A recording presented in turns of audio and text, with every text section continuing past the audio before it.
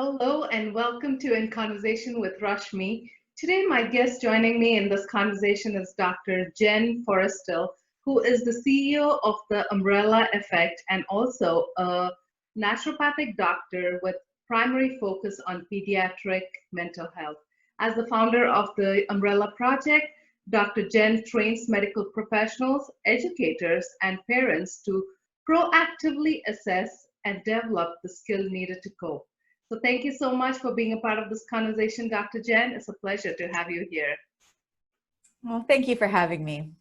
So first thing first, how are you doing and how are things that you're in through this whole COVID situation? Oh, yeah. I think every day different. Some days I'm loving the additional time and space with my family, and other days, you're anxious about the state of the world, and other days I'm, just feeling kind of blah and wishing I could see my friends and my social network. So I would say just kind of every day, taking each day as it comes. How about you? How are you doing? Not bad. It's been quite a challenge not seeing any of our friends. Yeah, even though Yes. they've increased the bubble to 10 people, we're still kind of being a little cautious about that. Yes, for But, sure. yeah, we're always trying to find things to do. We spend a lot of time outdoors walking and, keeping busy. Yeah, I have met many more of my neighbors than ever before, just saying hi on the sidewalk, I think, craving that kind of social interaction. Exactly. And it's amazing how quickly we've come to realize that these small interactions play a huge part in all our lives. They sure do. I can't believe it. I made it to the gym for the first time yesterday because our gym just reopened, all distanced, and I left there feeling so euphoric, like so happy just to be back in a space with people, doing something that I love. So I didn't realize how much I had missed it. But So as we come to grips with this new way of, living, and education has played a huge part in this whole COVID situation as well with kids and learning. So as an educator yourself and, how has this new world today impacted what you do with the project that you work on? So it's interesting that I run the Umbrella Project, which is my really focus with the project is teaching kids the coping skills that they'll need to get through challenges in life, because I know you've had some challenging experiences in your life, and I'm sure when you really look at people's stories who have come through adversity and are thriving, they have a set of coping skills that they've used to take that challenge and make it something that they can grow and learn from. So even skills like gratitude, focusing on what we have instead of what we don't, or cognitive flexibility, being able to think about a situation from a different perspective. Those are so powerful, and we can learn them in advance of challenge. So I think this COVID situation and what we've been facing over the last couple of months has just been a really interesting time when everybody has been thrown into a state of coping. Usually it's comes and goes through life, but right now we're sort of seeing every human having to cope with something new on their plate. And I know a lot of the educators that I work with have really come to notice that it's not the kids who have necessarily the highest marks that are thriving. It's the ones who have the most umbrella coping skills that are able to adjust to something new and different and get through and stay positive in what's otherwise a difficult situation. So from our perspective at the Umbrella Project, I don't know that there's ever been a clearer call to helping kids build these umbrellas of coping skills that will help to protect them from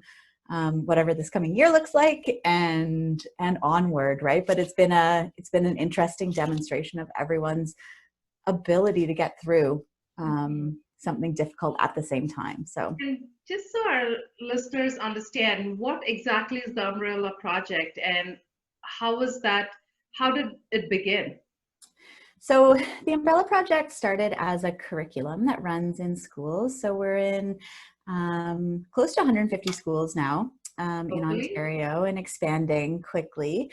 That teaches kids that you aren't able to avoid challenge in life. Challenge and adversity is part of the fabric of being human, like rain, and it actually serves a purpose for us that helps us practice our coping skills and get stronger and stronger so that over time we can deal with the things that come our way, both positive and the difficult things, right? And that the difficulties aren't necessarily something going wrong, but something going normal in life. So the Umbrella Project started as a curriculum. It's now a way of parenting.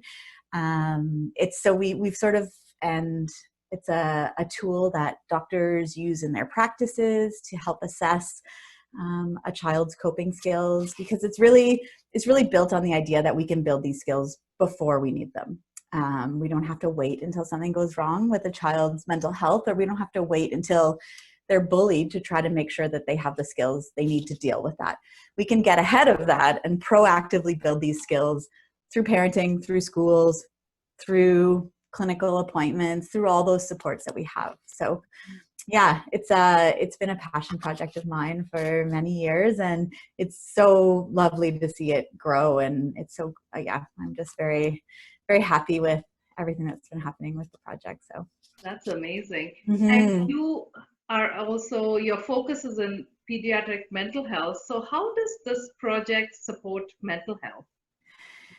So back to the idea that I think what we do in our system right now is we wait until something goes wrong and then we try to fix it. So we throw probably 90% of our resources when it comes to mental health at people after things have already happened to them, instead of recognizing if we can deepen and build all of these skills in advance, then kids have a way of coping before things happen.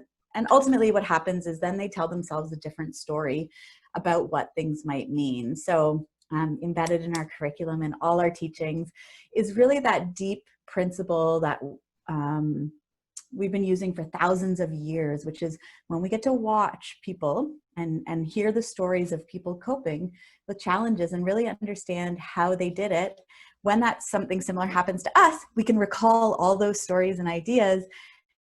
Leads to a different narrative about what's happened to us in life, because not everybody who is bullied, for example, tells themselves the same story about that, right? One child might tell themselves, I don't know what happened with that guy. Maybe his parents aren't very nice to him. Maybe he was bullied. And somebody else might tell themselves, like, people don't like me, I'm not good enough, right? Same incident, very different story. So if we can fill what we're teaching kids with the fabric of positive coping skills in advance, then when they've got this bank of narrative that will change how they see themselves and what those things mean in life. So and the Umbrella Project is not just focused on kids, it's even educators and parents, right? Yes, absolutely. So I had a funny experience. Dr. Greg Wells was one of the people who reviewed a book I was writing. And his one comment at the end after reading it was, is this a book for parents or is it a book for parents about their kids? And I was like, Greg, I don't know. It's about everyone. We can't teach what we can't do, right? Like as parents, it definitely starts there, and as educators, we are the people our kids are looking to see what it looks like to use gratitude in action, right? Gratitude is not a quote on a wall, it's an action that kids can see and learn, for example. So it really is for everyone. In my private practice, I do this with some of my 90-year-old patients, and everybody can keep building their coping skills, right?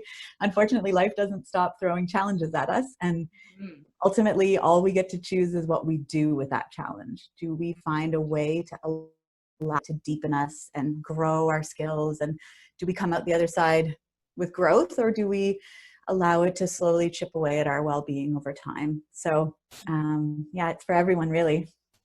And I also understand that you have a scholarship and awards program. Can you share a little bit about that? Sure. So one thing that we're really lucky about, I would say, at the Umbrella Project, a lot of community organizations that are interested in us to spread more positive coping and proactive mental health care. So one of those organizations is the Mutual Insurance Companies of Ontario.